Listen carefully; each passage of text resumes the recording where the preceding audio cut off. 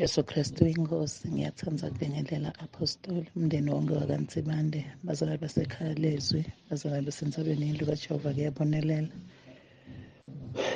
Ngithi uJesu Kristu inkosi. Ngithanda kubonga uNkulunkulu bazalwane babeke wamemetela umpostoli wathi asithatheni umkhosi we-5 days, umkhosi wemusa. Nkulunkulu ngendele timangaliso. Kube ngingawuthathi lo mkhosi ngabe angikakaboni lokhu lengikubonile. Nginebantwana babili, munye usemshadweni. Lo semshadweni athi uhlala njani nemntwana, nalo mntwana lohlala naye lapho-ke ekhaya, ngoba lelo-ke lekhaya lengalishiyelwa ngibabe lifa lami. Mina shotha akangiboni ukuthi ngisaphila, nami songibona ukuthi sengafa. Acale vele alwe, ngimhlalise kahle, ngithi cha akusinjalo, ukhohliwe ukuthi leli khaya baba wakho alithengise, ngacala phasi ngalithenga kulabani lalithenga kibo. Kanzi wena indzaba uvuthe tindoda kudzala kangaka, ukhuluma tinto letiningi.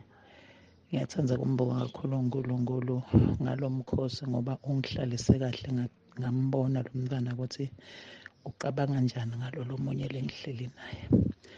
Bazalwane, ngiyamthanda kumbonga kakhulu uNkulunkulu, ngoba chubekile le ndzaba nje yaba yimbi kakhulu.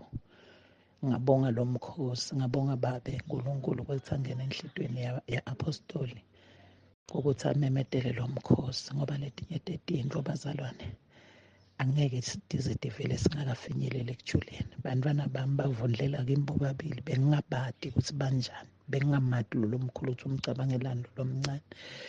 Ngiyambonga kakhulu uNkulunkulu, ngihleli nabo sengiyati. Le ndzaba ibe yimbi kakhulu-ke bantu abakethu, yaze yafinyelela la ekutheni athi ngithi la ngikhona khona ungabi seta nalo mntanakho, nala nikhona ngeke ngiseta, noma kwentekani lapho-ke ningangitsheli. Ngifuna kunitshela ukuthi le mpilo le ngifuna siyiphile nyalo.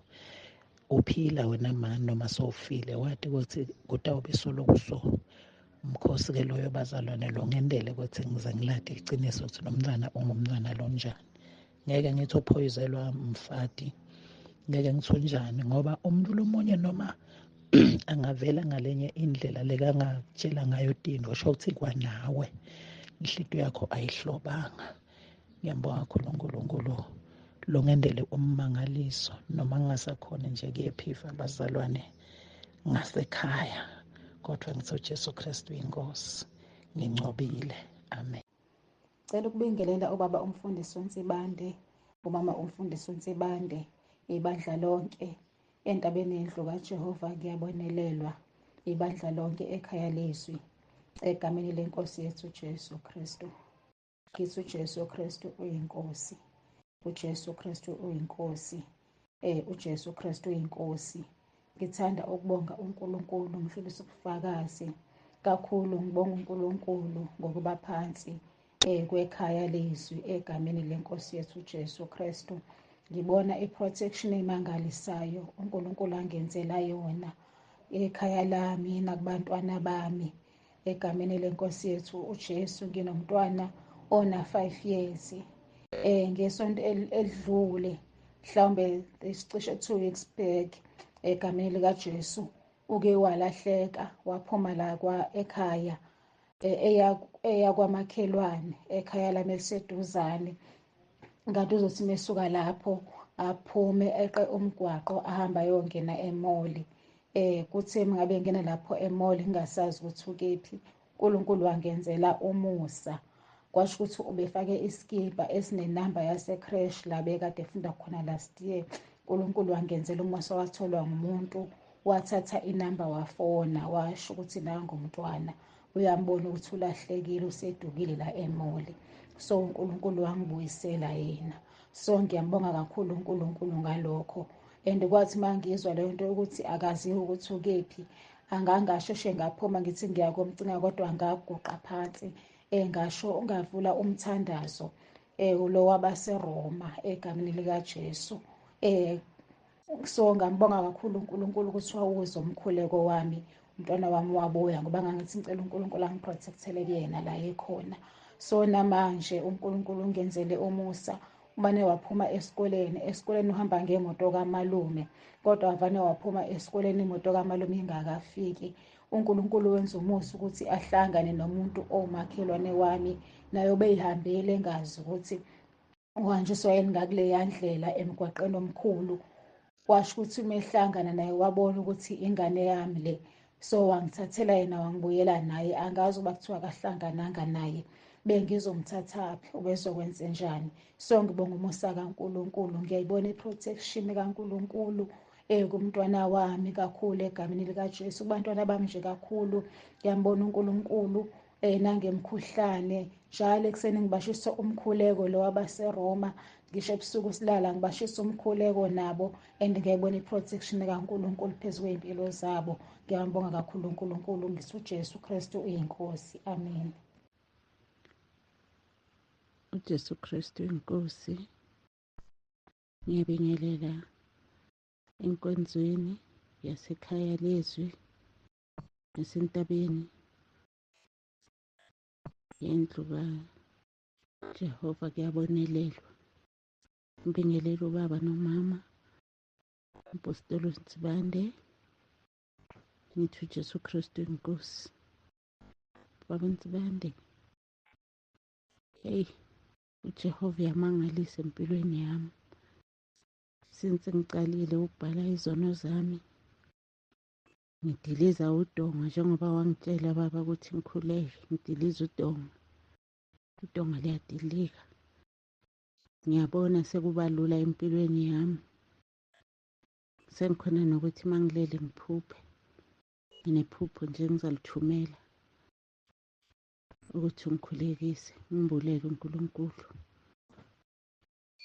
Engithanda ukukubonga ukuthi nabangani ebenginabo sebayabona ukuthi ngihamba ngolunye unyawo manje, angisahambi ngalola nyawo. Ngoba ngiyakhumbula ngelinye ilanga ngomunye unyaka ngaphupha ngiluza i-rapture, bahlwithwa abazalwane ebengikhonza nabo, ngangisakhonza i-Assemblies of God. Bahlwithwa ngasala nabo abangani. Ngathi uma ngibaxoxela bangihleka vele ukuthi hawu usala njani ebantwini ukhonza nabo, kanti nasephupheni bangihlekile. Abanye babo vele ngadilika kibo, ngabayekela ngaleso sikhathi. Namanje-ke kukhona umngani wami everyday uyangitshela athi hayi le viki siyakuphi kuphi ey'ndabeni zemisebenzi nje, imisebenzi yasemakhaya, thina ngesiNdebele sithi iminyanya. Ngimtshele ukuthi hayi hambani, mina ngeke ngiphumelele. Vele makasho ukuthi hayi siyahamba kule viki, konje wena awusahambi musi. Njalo njalo uyabona ukuthi uzama ukungiwisa, angidonsele ngakibo. Ngimtshela ngithi hayi hambani, mina ngiphumile kulezo zinto. uJesu Kristu inkosi. Ngiyabonga ukuthi uNkulunkulu ungihlukanisele indlela ekumele ngihambe ngayo. Uyangikhombisa nabantu ebengiloko ngizibambezele ngiphika nabo. uJesu Kristu inkosi. Ngiyabonga. uJesu Kristu inkosi. Nantambama ngiyambingelela ubaba umpostoli nompostoli Nsibande nomndeni wonke, nabazalwane basekhaya lezwi, nabazalwane bonke basentabeni yendlu kaJehova kuyabonelela. Elihle igama lenkosi yethu uJesu Kristu ophilayo. Nantambama ngithanda ukumbonga uNkulunkulu uyinto akangenzela zona. Uyangimangalisa nami ngiyathoba kakhulu. Oqala nje ngaba nephupho uma umpostoli engineza umntwana omuhle womfana ugqoke ivest e-white, mina ngigqoke-ke isishweshwe esiblue. Isishweshwe esiblue-ke siyaphuma ikhala. So-ke ngimthathe-ke lo mntwana mayinikeza umpostoli anginikeze lo mntwana omuhle aphume. Mangisamphethe, hawu mase ngiphumile nami phandle, hayibo ivest yomntwana igqwalile ayisekho white njengoba kade ngiphila umpostoli. Bese lo munye athi ngithi lesishweshwe sakho sigqokile siyise singcolise ini ivest, siphumela kumntwana njengoba lokhu umgonile nje nebhibhidla. Eyi ngathi hawu Nkosi yami, kade egqoke kahle kanjena. Enhlizweni yami kwaba buhlungu. Ngaqala manje sengiphaphema ngazibuza ukuthi Nkosi ikuphi la engone khona, yini lena okumele ngiyilahle. Ngabuka ukuthi umntwana umuntu wangaphakathi ongumoya engcwele, kusho ukuthi ngimngcolisile. Ngaqala ngangena emkhosini-ke manje ukuthi uNkulunkulu angisize. Ngangena emkhosini ngathi inkosi ngizongena umkhosi wey'nsuku ey'ntathu ukuthi ngikhulele umlomo wami. Ngimbonga uNkulunkulu angiphezi ukuthi kusukela ngalo langa uNkulunkulu wakhomba ukuthi hhayi nalokhu phela ngikufuni lokhu sakugqoka. Ngazikhipha iy'mpahla bazalwane, ngoba ezinye bezingathi ziyampintsha zingathi zimfushane ngazikhipha. So emva kwalokho ngathi bengithi mangithi ngiyakhuluma mhlambe ngizokhuluma into engazi ukuthi nje iphuma endleleni, mhlambe ngiyaphendula uNkulunkulu avele angisize, ulwimi lwami vele liqhaqhazele bese ngiyathula. Njalo nje mangithi ngifuna ukukhuluma uNkulunkulu vele athinta ulwimi lwami mawala, ngize lithinteka liqhaqhazela ngathi liyadikiza bese ngiyathula. Ngambonga uNkulunkulu ukuthi uyangisiza, ubekele umlomo wami umlindi, uJesu Kristu inkosi bazalwane. Kuthe kusenjalo futhi ngadlula lapho sengizobona umbono. Hey bangcwele, sisemkhosini njengoba kulungiselelwa nje iy'nkonzo esiya kuzo, sisemkhosini. Buningi ubufakazi bami, angazi ngiqale ngaphi ngigcinephi, kodwa nje masisemkhosini nakho ngibona heyi nangu umuntu uqhamuka phezulu entabeni, ubethe uyangiqeda ngegeja, igeja leli lokuhlakula kodwa elinamazinyo ngathi lokhu kuphendula umhlabathi obulala amagabede okucwebezelayo. Uthe mayethi ngivele ngithi uJesu Kristu inkosi ngibambe, uNkulunkulu bengipha amandla bazakwazi wavuka indaba kaSamsoni. Njalo mayethi thuthuthu kuvele kuvuka umkhuleko ngithi uJesu Kristu inkosi nganqoba uJesu Kristu. uJesu Kristu uyinkosi, uJesu Kristu uyinkosi, uJesu Kristu uyinkosi. Ngibingelela ubaba umndeni wonke wakwaNsibande, ngibingelela ekhaya lezwi, ngibingelela entabeni yendlu kaJehova kuyabonelela.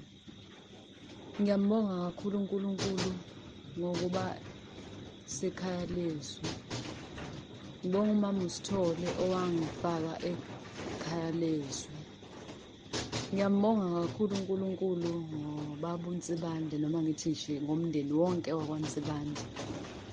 Ngiyabonga kakhulu ngabazalwane bonke basekhaya lezwi basentabeni yendlu kaJehova. Bazalwane, siyambonga uNkulunkulu. Konke niyikho kusenza kuyasiphilisa bazalwane, ubufakazi buyasigqugquzela. Ngiyambonga kakhulu uNkulunkulu ngokusilethela ubaba uNsibande. Sawubonga kakhulu umndeni wonke wakwaNsibande, ngiyawubonga kakhulu umndeni wonke wakwaNsibande. Ngiyabonga kakhulu baba uNsibande iy'fundiso. Ngiyabonga kakhulu baba uNsibande iy'fundiso zonke osifundisa ngazo, enisifundisa ngazo. Hayi, iyehle-ke indaba yami-ke. Hayi, yami indaba ithi-ke nginalezi zinto lezi ey'ngafunwa ubaba uNkulunkulu. Ngiy'thathe-ke manje sekufanele ngiyoy'shisa. Nkosi yami, inyama ayivumi inyama ukuba ngiy'shise. Ngiqale ngicabange-ke ziningi vele angikakay'shisi ezinye, sengiy'shisile ezinye. Ngifuna ukuthola ubufakazi balezi mpahla ukuthi uNkulunkulu izinto asuke engay'funi ayikho ijika nekhona, usuke engay'funi futhi ngeke aze ay'funi. Okokuqala ngingenelwa amagundwane endlini yami. Amagundwane awaze ngangena, ayethi mayengena, mayekwenzekile ngephutha angena, ngithi magundwane ngiyacela nje, ngiyayicelela ningisize nje nihambe niphume lapho eningene khona, mina ishumi ngiyayikhokha. Ngithi baba Jehova, uma ishumi uthi ziyashoda, khuluma Nkosi nami ngizoyithayisela. Amagundwane ngeke ngiwabulale, ngicela wena ungenelele emagundwaneni. Indaba yami-ke ngithe mangishisa iy'mpahla, ngavele ubaba uNkulunkulu baba ngangishisa iy'cathulo, ngisashisa iy'cathulo kwamanje. Ngangingenelwa imali u-300 ebhenki e-akhawuntini yami. Mayingena kwenzeke lokho ngaleya nyanga, mayingena ngicabanga ngithi mina ngisabe bese ngiyahamba ngiyoyikhipha, ngiyikhiphile nje ngayikhipha ngayisebenzisa. uJesu Kristu inkosi.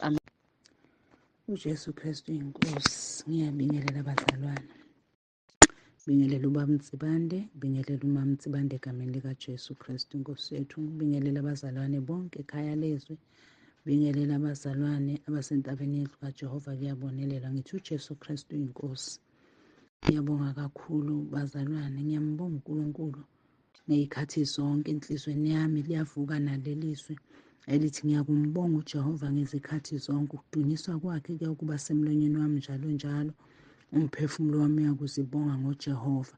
Nginobufakazi bazalwane, since ngangena ekhaya lezwi, kuningi uNkulunkulu angenzela khona iy'mangaliso nakho konke okuningi engithi mangibuka ngibuke ngithi bengingeke ngedlule la ngingedwa, kodwa umusa kaNkulunkulu nakubantwana bami uqobo egameni likaJesu. Nginobufakazi engifisa ukubudlulisa bangcwele.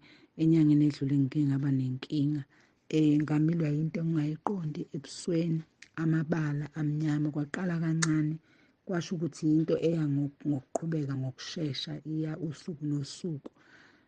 Ngambheka uNkulunkulu, yayikhathaza inhliziyo yami le nto, ngaphatheka kabi ukuthi Nkosi yami, yini-ke manje bebekuye kwenze uma ngabe ngike ngaba selangeni mhlampe isikhathi nyana.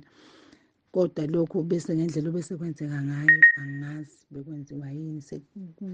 Kwanda nje amabala amaningi futhi kushesha nje usuku nosuku.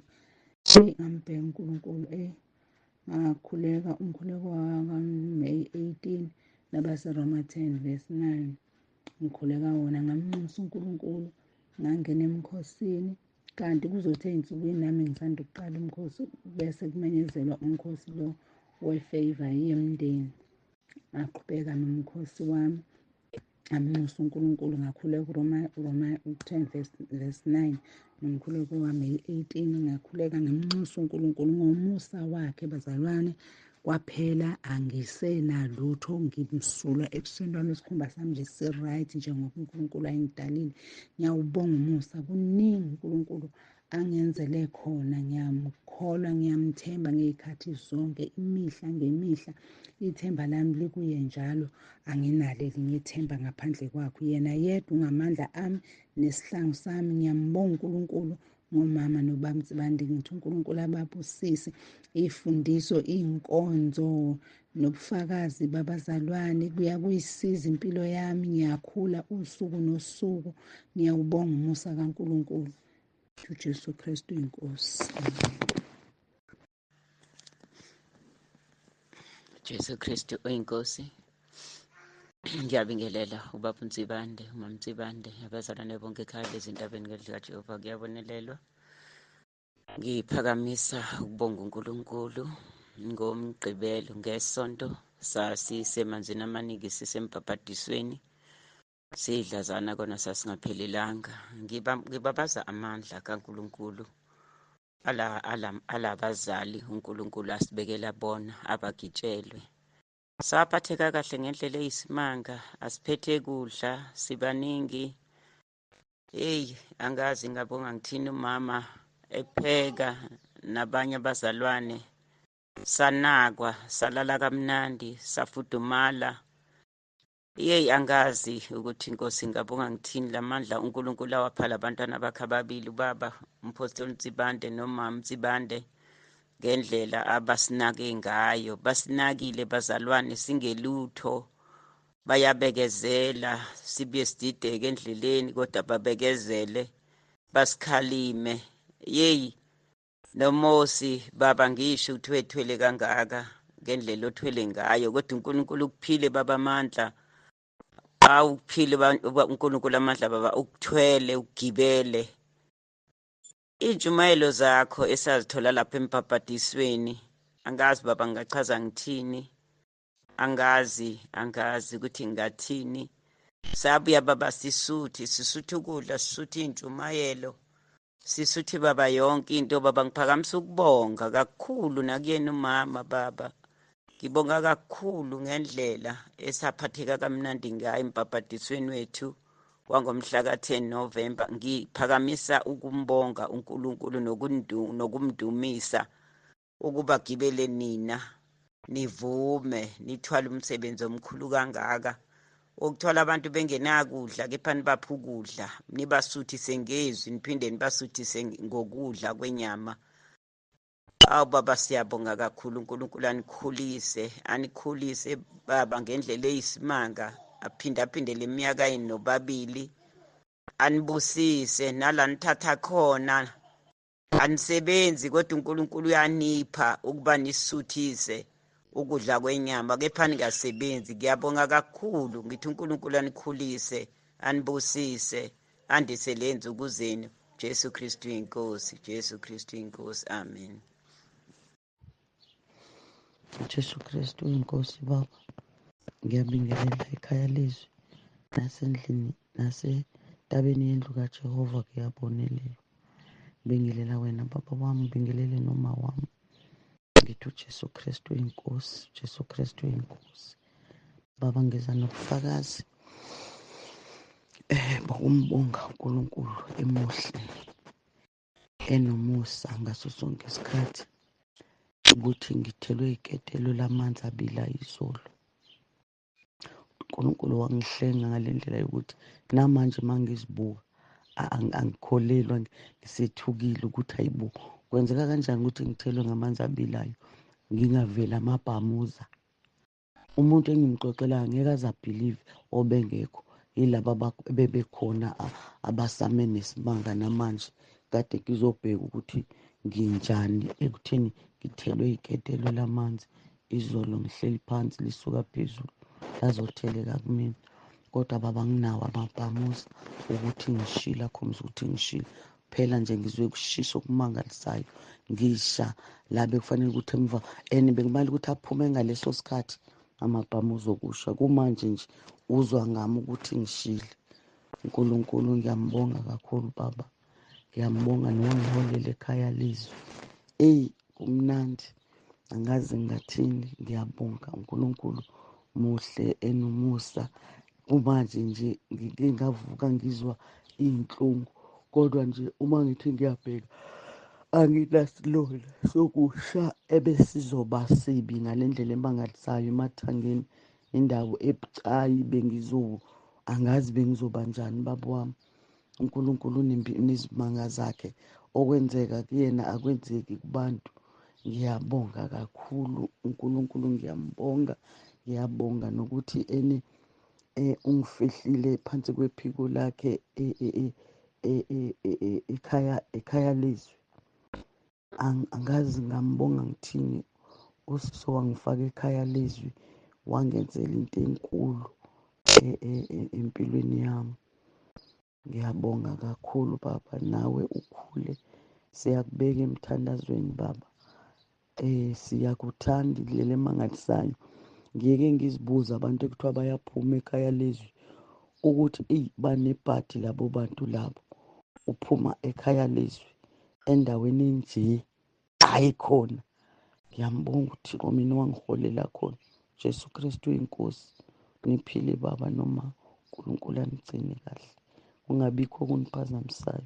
Jesu Kristu inkosi.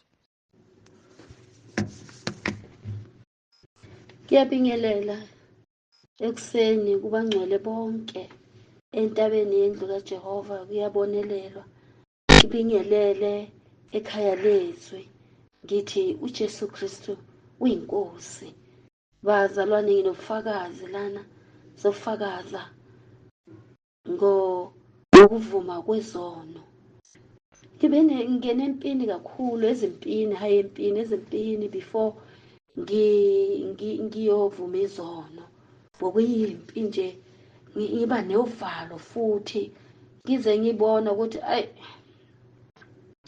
angisaphumeleli kulento.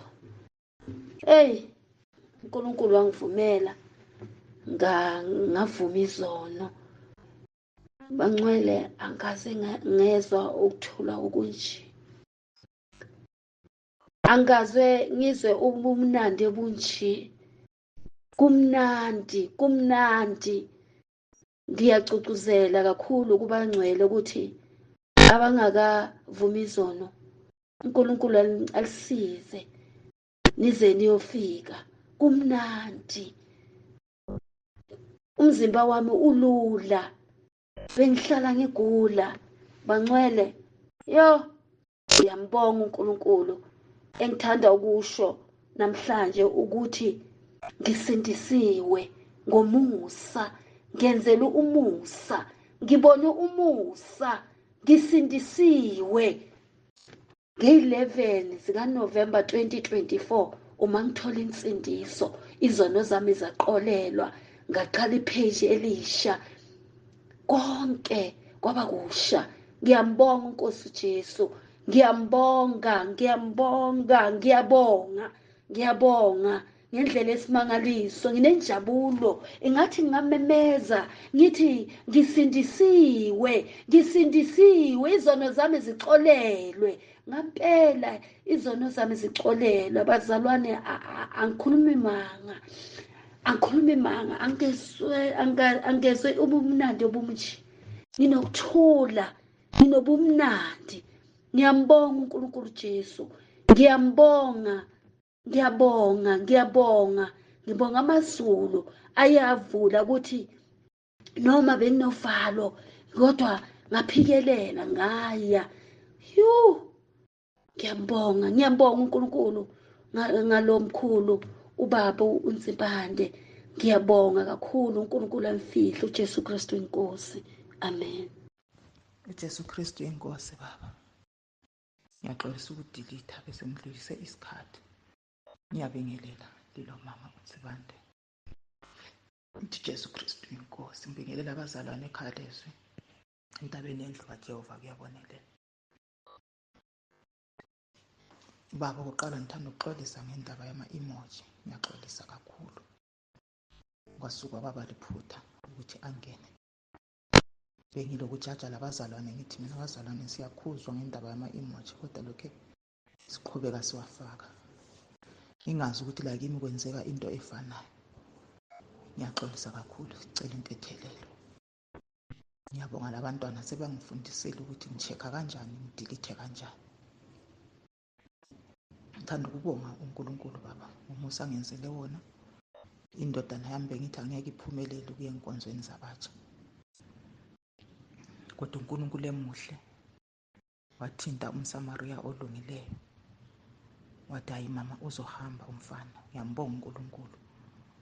Okwesibili, kule weekend edlulile indodana yami ngizwe ithi mama, usesuthe uzosifakela imali. Angikholwanga ngoba ayikaze yenzeke lento, ibiqala nqa. Lamanje wayifaka. Ngambonga uNkulunkulu ngomusa ongaka, isibusiso asenzele sona. Okunye enkonzeni yeMpumalanga bengizitshela ukuthi asoze ngiphumelele, kodwa unkosikazi kabhuti wami wathi hayi, sizohamba. Ngambonga uNkulunkulu, ngathi ngingelutho uNkulunkulu wangibona, ngingelutho nje wanginikeza izibusiso ezingaka. Ngiyambonga uNkulunkulu. Ngithi uJesu Kristu uyinkosi. Ngibonga njalo lokungena ekhaya lezwi, ngiyele entabeni yendlu kaJehova kuyabonelelwa. Ziyaqhaqheka izinto, ngiyabona kancane kancane ziyaqhaqheka. Ngiyambonga uNkulunkulu ngomusa angenzela wona ukuthi angikhiphe ebumnyameni amfake ebukhanyeni, angathi angakwenza la kwabanye. Ngiyabonga Baba. uJesu Kristu inkosi, uJesu Kristu inkosi, uJesu Kristu inkosi. Amen. uJesu Kristu inkosi. Baba, ngiyabingelela abazalwane ekhaya lezwi nabazalwane entabeni yendlu kaJehova. Ngiyabonelelwa, ngiyabingelela Baba nawe umndeni wakho. Baba, bengisacela ukuthi ngikhanyise lokhu kubazalwane, ukuthi le ndaba yama-emoji, ukuthi uma umuntu ebona i-emoji ngoba usuke uyitshela ukuthi vele akusiye yakho. Uma ubona i-emoji icindezela, ucheck ukuthi ubani, ivela kuphi, then uzobona ukuthi okay, yakho noma kusiyona yakho. If kuyeyakho uzobe usuyacindezela vele kuyona, uyayisusa. Kulula-ke ukuthi angabi khona ama-emojis ngoba kuyenzeka ithinteke unganakile, mhlawumbe bewuphethe ifoni uyakhanyisa, mhlawumbe ugesi awukho, thinteka unganaki. So mhlawumbe uyahamba uyobheka iy'nkonzo nje, uyolalela, uyabona ngama-emoji. Angithi inhliziyo yakho uzothi hayi, mina ngiwafaka ama-emoji akusimina, kanti wena uthinte ngephutha. So kungcono ukuthi uyi-check-e nje. Uma kwabona i-emoji nje uvele u-check ukuthi ubani obhale le emoji. Kuzosiza lokho ngoba uzobona ukuthi wena then bese uyayisusa, ngoba ngiyabona ukuthi abazalwane iyafakeka ngephutha. ujesu kristu inkosi. uJesu Kristu inkosi baba. Ngiyacela ukukubingelela bawumpostoli nomama. Bingelela ekhaya lezwi entabeni yendlu kaJehova kuyabonelelwa. Ngiyacela ukubonga nje inkosi uJesu ukuba ingisizile. Kade ngiwumuntu othanda ukudla. Ngithi uma kade ngidla ngibe ngisahalela ukuthi futhi ngingaphinde ngidle. Kodwa inkosi uJesu kuye kwathi ey'nsukwini ngazizwa ukuthi hayi angisakuhaleli ukudla. Uma sengidlile nje ngiyaneliswa ukuthi ngidlile. Ngibonga nje imikhuleko abaseRoma 10:9, khuleko ka-18 May, igama elithi uJesu Kristu inkosi. Ngiyayibonga kakhulu-ke inkosi uJesu ukuba ingisizile kakhulu. Ade futhi ngangineqhubu la esandleni sami sangakwesokunene, ucikicane wakhona elungeni lacikicane kwakuvuvukele. Angazi noma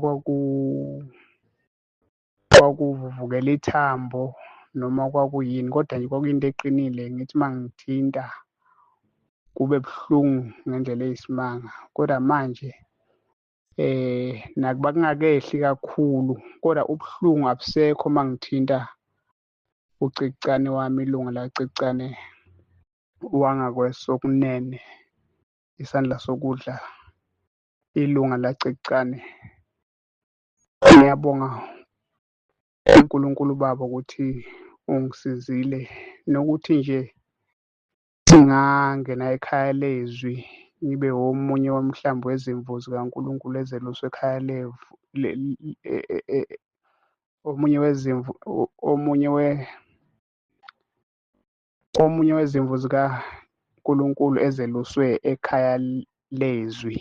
Ngiyambonga kakhulu uNkulunkulu Baba. Ngiyambonga nje, ngiphakamisa udumo kakhulu kuye. uNkulunkulu Baba kubusise baba uNsibande nomama nabazalwane bonke nje ekhaya lezwi nasentabeni yendlu kaJehova. uJesu Kristu inkosi. Amen.